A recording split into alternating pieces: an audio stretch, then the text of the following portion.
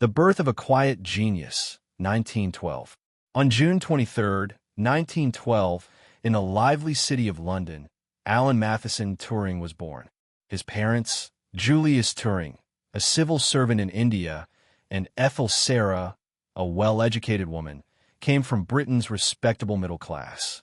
Because of his father's work abroad, Alan spent much of his early life in boarding schools, away from his parents. From a very young age, Alan displayed an unusual curiosity about the world around him. While other children played with simple toys, Alan would stare for hours at patterns in nature, shapes of leaves, the spirals of seashells, or the movement of stars. Numbers and puzzles fascinated him. He often created strange diagrams in his notebooks, which no one else could understand. But school life was not easy. Alan struggled with handwriting, spelling, and classical subjects like Latin and history. Teachers criticized him for being careless and undisciplined. Yet he excelled in mathematics and science, often solving problems beyond his grade level. His thinking was different, unconventional, and sometimes misunderstood. Alan was a boy who preferred ideas over rules, imagination over conformity. Even in childhood, his mind carried a spark that others failed to see. The seeds of greatness were already planted, waiting for the right time to grow. Alan Turing's journey had begun quietly, with no one yet realizing that this boy would one day change the fate of nations and the future of human thought. The lonely schoolboy. Alan entered Sherborne School in 1926, a prestigious institution that valued tradition, literature, and sports. But Alan didn't quite fit in. His interests leaned towards science and mathematics, subjects considered less important at the time. Teachers often complained about him. They believed Alan lacked discipline because he refused to focus on subjects he found meaningless. He wrote clumsy essays and ignored Latin, but when it came to solving complex equations, he shined with brilliance. His mind was restless, always exploring. Other students thought him strange. While classmates enjoyed sports and social events, Alan preferred long solitary walks. He loved experimenting with chemicals, building small contraptions, and reading books far above his age level. His quiet nature and obsession with learning made him stand apart. But amid this isolation, Alan formed a powerful bond with a fellow student, Christopher Morcom. Christopher shared his passion for mathematics and science, and for the first time, Alan felt understood. They would spend hours discussing physics, exploring astronomy, and dreaming about the mysteries of the universe. Tragedy struck in 1930 when Christopher suddenly died of bovine tuberculosis. Alan, just 17, was devastated. His grief was overwhelming, but it also pushed him into deeper questions about life, death, and the human mind. Could consciousness be explained by science? Was thought simply the function of a machine? This painful loss left an indelible mark on him. The boy who once solved puzzles now pursued a far greater mystery, the very essence of human intelligence. A rising scholar. After the heartbreak of losing Christopher, Alan threw himself into studies with renewed determination. Mathematics and science became his refuge, his way of making sense of the world. His brilliance soon became undeniable. Alan went on to King's College, Cambridge, where he finally found a place that valued his talents. Cambridge was a center of intellectual freedom, and here, Turing thrived. Surrounded by some of the brightest minds of his generation, he developed his skills in pure mathematics, logic, and quantum mechanics. In 1935, at the age of only 22, Turing was elected a Fellow of King's College, a rare honor. He was beginning to build a reputation as a rising mathematical star. But his ideas were not just theoretical. He was thinking about the future of machines, about whether calculations could be mechanized. In 1936, Turing published a paper that would become legendary, on computable numbers. In it, he introduced the idea of a hypothetical Turing machine, a device that could read instructions, process them, and produce outputs. Though purely theoretical, it laid the foundation for modern computing. This paper was revolutionary. It proposed that machines could, in principle, perform any calculation if given the right instructions. The world did not yet understand, But Alan had quietly invented the blueprint for the digital age. He was no longer just a promising scholar. He was becoming the father of computer science. The Turing machine. Alan's concept of the Turing machine was not a physical device, but a thought experiment, an imaginary machine capable of solving any mathematical problem through logical steps. It was a simple yet powerful idea. If a process could be broken down into instructions, then a machine could carry it out. This radical notion challenged centuries of mathematical tradition. It suggested that human reasoning could be replicated by a machine following rules. Many dismissed it as abstract, but its implications were enormous. Without knowing it, Turing had planted the seeds of artificial intelligence. At Cambridge, Turing continued to develop his ideas, exploring the limits of what machines could and could not do. His work questioned the very nature of thought. Was the mind just a biological machine? Could a computer, given enough power, imitate human reasoning? In 1938, Turing traveled to Princeton University in the United States, where he studied under the renowned mathematician Alonzo Church. There, he deepened his understanding of logic and cryptography. He also built an early electronic multiplier, a step toward making his theories practical. The academic world recognized Turing as a genius, but the world outside remained unaware. Yet history was about to call upon him. A global storm was brewing, World War II. Soon, the young mathematician with abstract theories would face a challenge unlike any he had ever imagined. The war would test not only his intellect, but also his courage. And it would make him a hero, though one hidden in the shadows. Princeton and New Ideas. In 1936, Alan Turing's groundbreaking paper on computable numbers had already made him famous among mathematicians. But he was still restless. To expand his knowledge, he crossed the Atlantic to study at Princeton University in America. At Princeton, he worked under the brilliant Alonzo Church, who had also developed a theory of computation. Together, they explored the limits of mathematics and logic. Alan's sharp mind and quiet determination impressed his professors. He also began practical experiments, building an early electronic multiplier, primitive by today's standards, but a clear step toward modern computers. Yet even in this academic haven, Alan was different. While others enjoyed social gatherings, he often remained alone, absorbed in thought. His ideas were vast, even eccentric. He wondered whether machines could not only calculate, but also think. He began considering questions about artificial intelligence, years before the term even existed. In 1938, Turing earned his PhD from Princeton. He had achieved international recognition, but history was already shifting. The storm clouds of World War II were gathering over Europe. Alan knew he had to return home to England. His country would need him, not as a professor, but as a codebreaker. The boy who once dreamed about the mysteries of the mind was about to face his greatest challenge. The fate of nations would soon rest upon his mathematical genius. The war begins. By 1939, Europe was on the brink of chaos. Nazi Germany had invaded Poland, and Britain declared war. The conflict was unlike any before, and much of it would be fought not only on the battlefield but also in the shadows, through intelligence, secrecy, and code-breaking. Alan Turing was recruited to Bletchley Park, a secret British facility dedicated to decoding enemy communications. Hidden away in old brick buildings, mathematicians, linguists, and engineers worked around the clock, racing against time. The Germans relied on the Enigma machine, a complex encryption device that generated millions of possible codes daily. Messages sent through Enigma seemed unbreakable. For the Allies, cracking it was essential to survival. If they failed, supply lines would be destroyed, armies misled, and the war could be lost. Alan immediately stood out.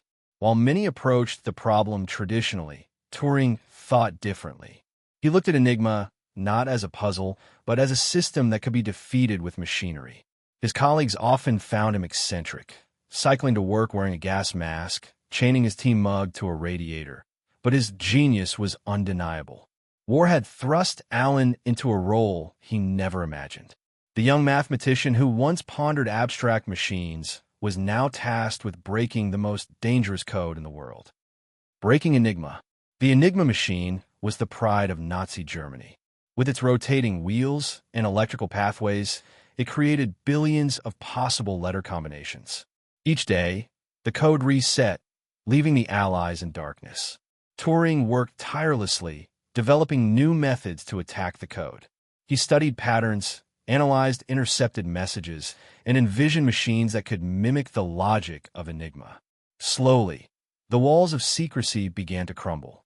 In 1940, with the help of Polish codebreakers' earlier insights, Turing designed a powerful electromechanical device, the bomb machine. It could test thousands of Enigma settings at high speed, dramatically reducing the time needed to crack daily codes. Success was not immediate.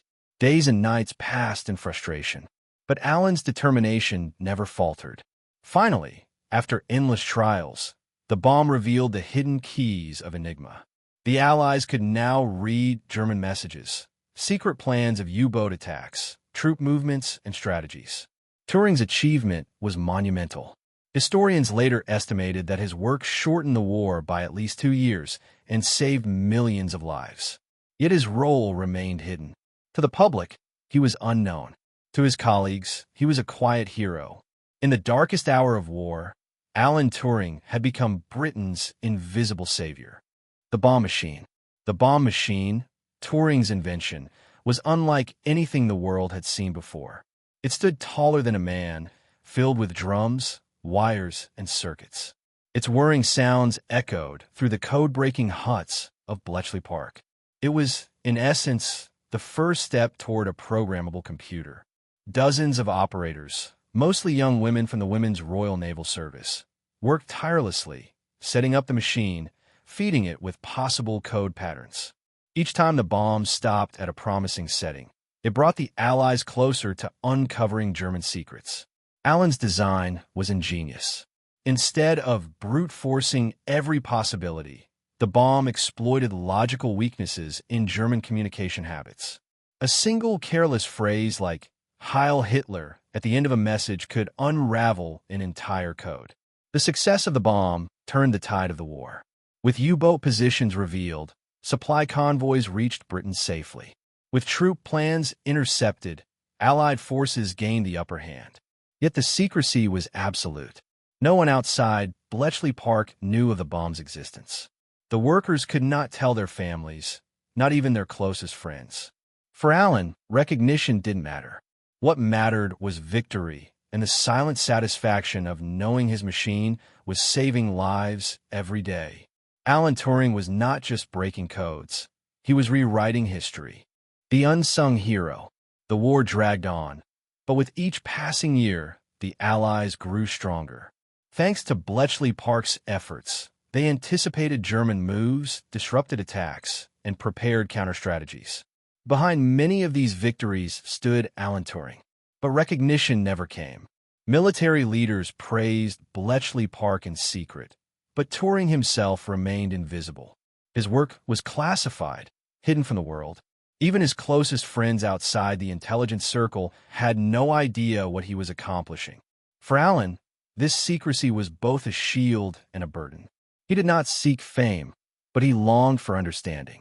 Often, he wandered the gardens of Bletchley late at night, lost in thought. He smoked quietly, carrying the weight of lives saved and lives still lost. To his colleagues, he was brilliant yet odd. He stuttered, wore shabby clothes, and sometimes chained his teacup to a radiator so no one would steal it. But those who knew him closely admired his wit, kindness, and quiet humanity. By 1945, the war was ending. Germany was defeated, thanks in no small part to the secrets cracked at Bletchley Park.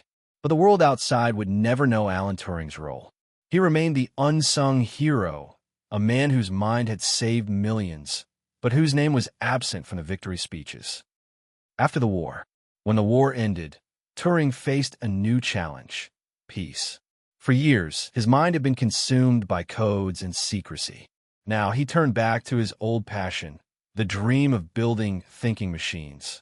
At the National Physical Laboratory in London, he proposed one of the first designs for a stored program computer. His vision was ahead of its time. He imagined a universal machine that could not only calculate numbers, but also simulate intelligence. But bureaucracy and lack of resources slowed him down. Frustrated, he later joined Manchester University, where he helped develop one of the world's first electronic computers. He wrote programs, explored mathematical biology, and continued to dream of artificial intelligence. Yet life was not easy.